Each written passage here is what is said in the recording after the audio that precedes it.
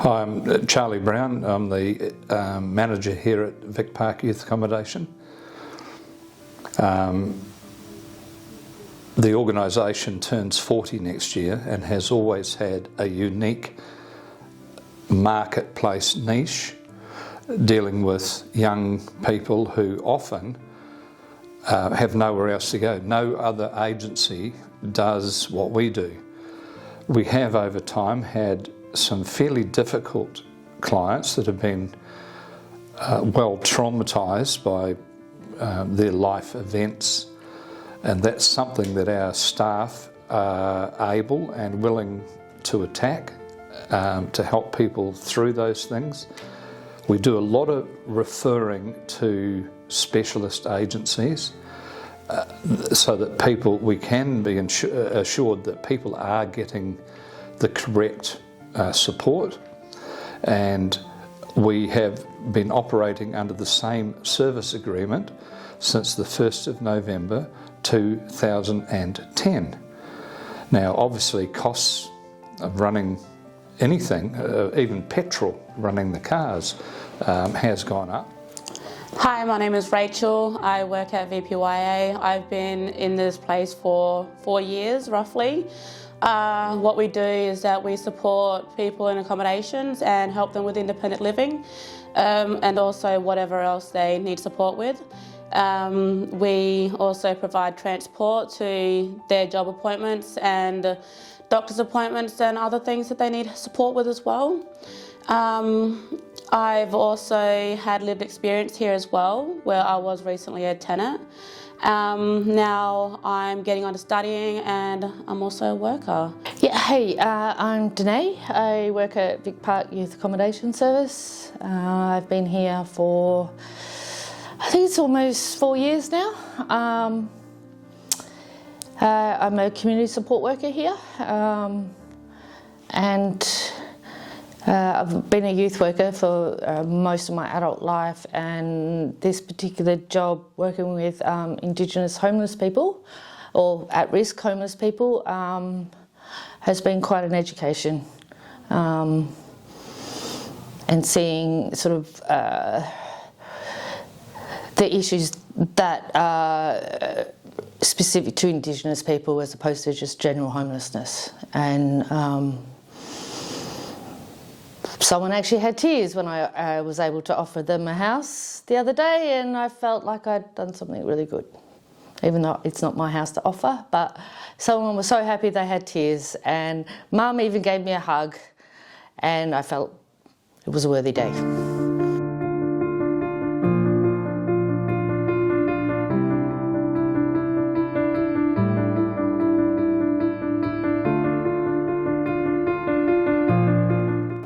I'm Tegan. I've been with VPYA, or Victoria Park Youth Accommodation, for about 4.5 years now.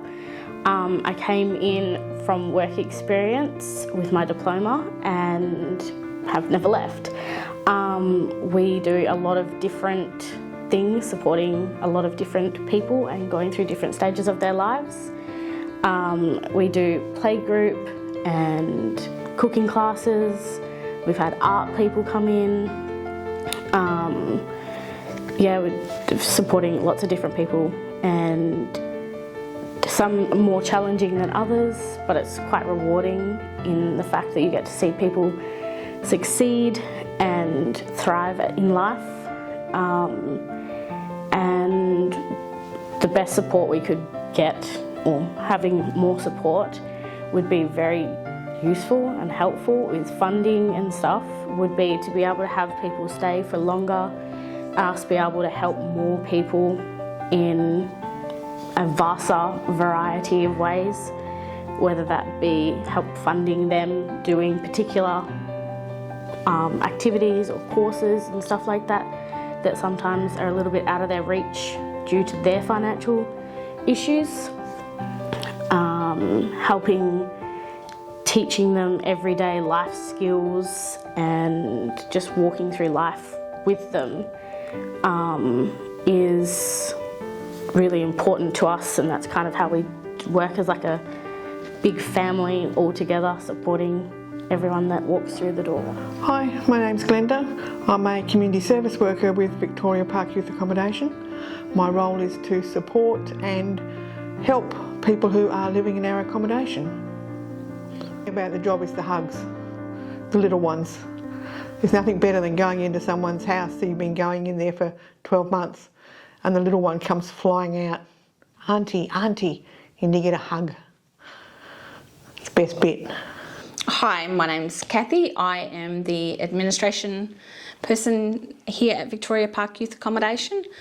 I've been here for 13 years almost now in various different roles, but my main role at the moment is looking after all the administration, answering the phone, making sure all the bills are paid, making sure all the rents come in, everyone's money is looked after. Support for Victoria Park Youth Accommodation is vital. We do feel quite a huge role within the community.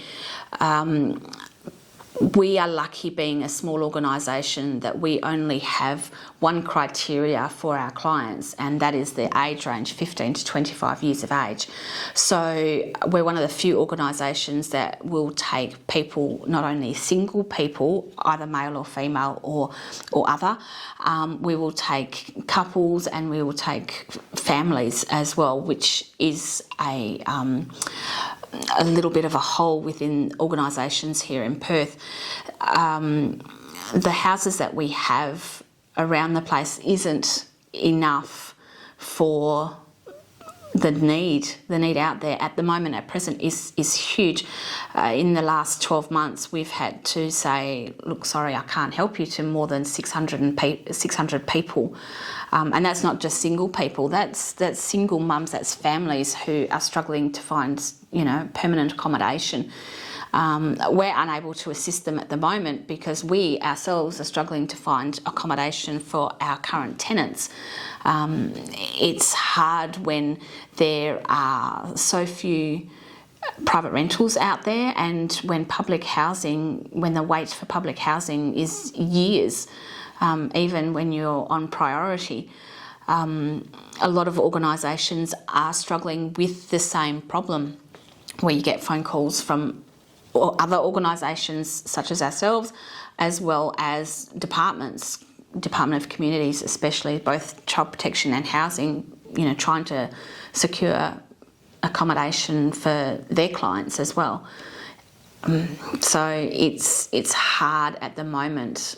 The boss read a report just last week that said there are 12 suburbs in Perth at present that only have one single private rental house available in their suburb.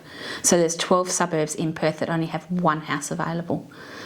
And when you're a single mum trying to find accommodation, stable accommodation, and then that's hard, and then trying to afford the private rentals at the moment. The private rental market, the price for private rentals has jumped hugely. What used to be $185 a week is now $300 a week, and even on a single parenting payment.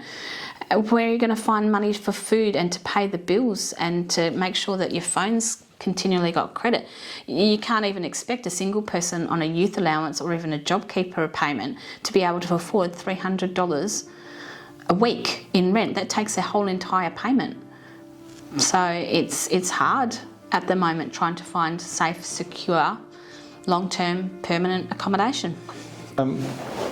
My question, and I often think about it, is what happens to these young people if an organisation like ours is no longer able to function properly and provide proper support. In order to do that, we require more funding, even for staff.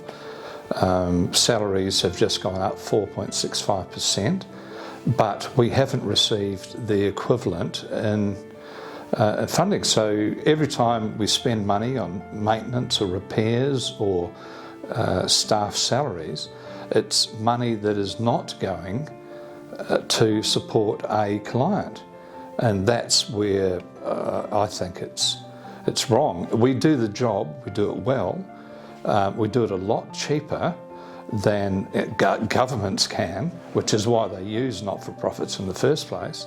But we really do require money, and we need it soon, because things just keep going up, and things are becoming tighter and tighter in our budget, and it puts an awful strain on the committee and myself to try and juggle things to keep going. We've already cut back as much as we can. How long can you run on an oily rag?